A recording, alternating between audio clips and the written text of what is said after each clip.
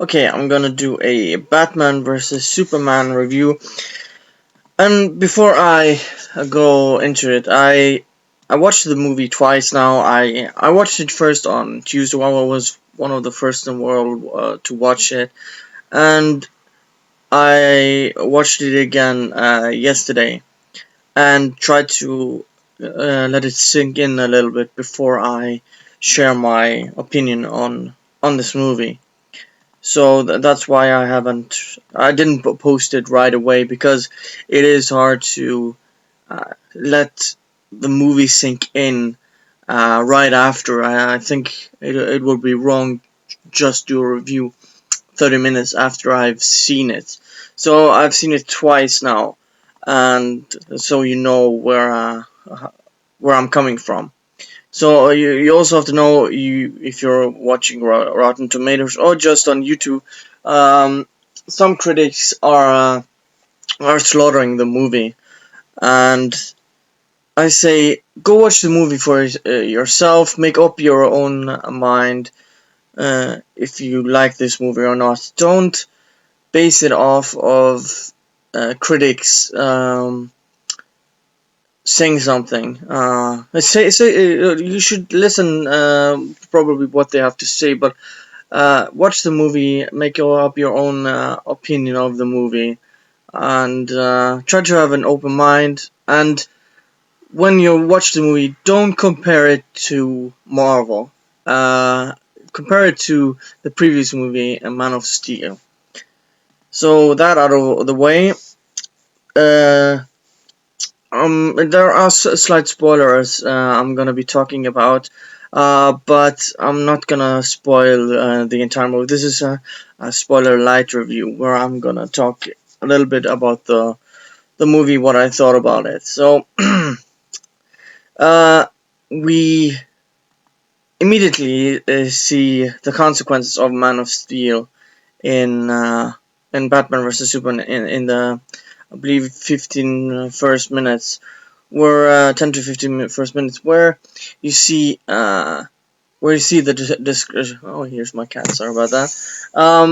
Where you see the destruction and the consequences of Man of Steel.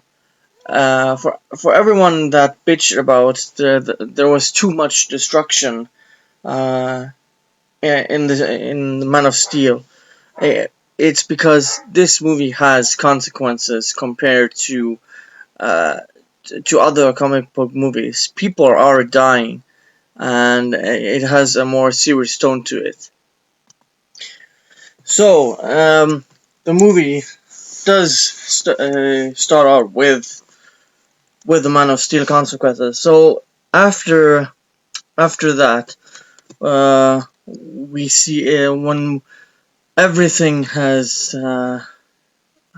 calmed down, and you see why Batman actually is considering Superman a threat because of what happened in Metropolis, and he doesn't really see him as someone who uh, saved the world, more of a threat to the world. And you also see the people who survived. There was you saw the girl in the trailer who he rescues, and that kind of fills his rage. And going on from that, uh, you see the plot going forward. But if we're gonna go further, Batman is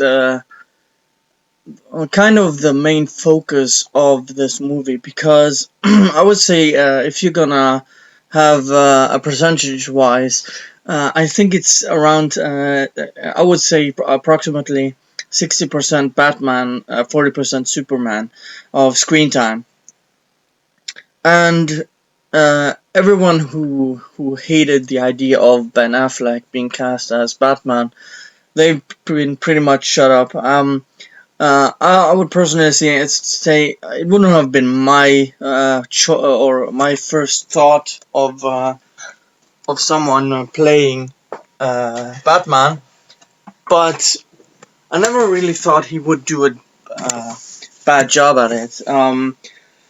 So the internet, as we know, is reactionary, and this is an older Batman that has seen some stuff. He's been fighting crime for 20 years, and he he has fought with Joker. He has lost Robin, as you saw in the trailer. Most likely, that's Jason Todd. I'm not sure if Dick Grayson is even part of this universe, but we will have to see. So that's also known as Nightwing. And Batman has his relationship with Alfred, and Alfred is more hands-on in this movie compared to the Dark Knight trilogy. He pretty much makes everything. He is like a former special soldier, engineer type of Alfred. He builds things. He kind of guides Batman, and also has some funny one-liners. And you also have to realize this isn't the Batman from the Dark Knight. This Batman actually kills people. He doesn't go out of his way to kill people, but if he really has to, he does it. And that's the biggest kind of difference from what we've seen before. He's also way more brutal and menacing compared to the other Batmans we've seen. Going further, we have Superman, who after the whole incident in Metropolis and the South Pacific Sea, I'm not sure where the World Engine lands in Man of Steel, and the whole destruction there. And people are hating him and loving him at the same time. He's still doing his heroics, and he's more conflicted in this movie than he was in Man of Steel, and doesn't know if he really wants to do this or if humanity is actually worth saving. So he has that inner conflict with him, and Lois Lane and the chemistry there uh, is they make up for it for what was lacking in Man of Steel, because it felt like it was a little bit rushed in Man of Steel, but here they have a little relationship, and you see they actually care for each other. And looking for Wonder Woman, I have to say the it was the biggest surprise, because uh, she doesn't have that much of a screen time. She has a few scenes here and there um, before the third act, and Gal Gadot really surprised me as well. Wonder Woman. I think she really nails the role as Wonder Woman. She she just gets the essence. No, you have to keep in mind there's not a lot of Wonder Woman focus here. It's mainly on Superman and Batman. But I think she was awesome as Wonder Woman. Um, Looking at Lex Luthor, I see a lot of people complaining about Lex Luthor, that he's like Joker, or he's nothing like the comic books. But you have to keep in mind it's an adaptation. I get you're trying to have the essence of a character in a movie, but Superman is and Batman are different from the comic books. You can see the essence where it comes from, and I see where they have taken this. And Lex Luthor is how should I describe it? He is brilliant. He is kind of awkward in his, but he's also very manipulating and evil, I would say. Uh, he's not gonna be the calm Lex Luthor you've seen in all the comics, because again, you, you you have to see him as the character he is, not comparing him to everything else. It would be he's much better, I would say, than Gene Hackman and Kevin Spacey if you're gonna compare him to anything. And I think did his role really well. Comparing, if you say, if you compare Heath Ledger's to Jared Leto's Joker all the time, it wouldn't make much sense because they're different characters. It's different takes. Same with Jack Nicholson, Heath Ledger, or Jared Leto. So take it the character as he is, and I think it's the best Lex Luthor we've seen. I know I'm gonna get hate for that, but I think he really surprised me, and I think there's some content for Lex Luthor in the 3 hour cut, 3 hour R-rated cut that's gonna be coming out on DVD or on Blu-ray. That explains a little bit more. And finally, we have, as we've seen in the trailer, Doomsday. Um, he was really menacing. He doesn't really say anything. He is he and Lex Luthor are the main villains. There's not much more I can say about Doomsday. He's just Doomsday. And I'm gonna talk a little bit about the plot here. Again, I'm gonna keep it very lightish on spoilers. Uh, I'm gonna start out with the negatives. Um, what I found a little bit uh, the how it came to be was how was Doomsday created. They didn't really tell us much of how he came to be and or the reasoning behind it. So that's kind of a negative. I hope they kind of explain it in the extended version, but I have to take it as a negative in this review. Also, Luther's motivations kind of they get a little muddy at times, because I know he really hates Superman, but I'm gonna explain this further in the spoiler review of why I think his motivation kind of uh, is a little bit unclear, at least going in the third act. And the nightmare scene, I mean, you see in the trailer where the Omega symbol and the parademons and Batman is snapping necks and the Superman soldiers and Superman unmasking him,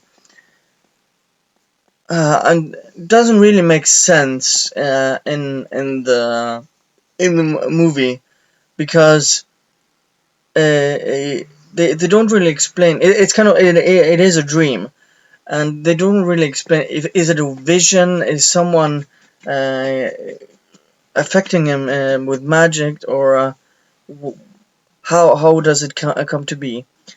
And I would also stress again, you would also look at it very negatively if you're comparing it to a Marvel movie. It's not a Marvel movie, and you shouldn't do it. So if you're gonna have that mindset going in, you're not gonna have a good time. And going to the positive, the Trinity, Batman, Superman, and Wonder Woman, I think they really worked well together. Even though it's not that long, they kind of appear on screen together, and they create they set the tone for the universe and build the universe. I think that's uh, really well done. We also have the fight scenes, which are really well. Man of Steel was a little unfocused when it comes to the fighting, because it was um it was superhumans fighting all the time. This was, I think, better choreographed.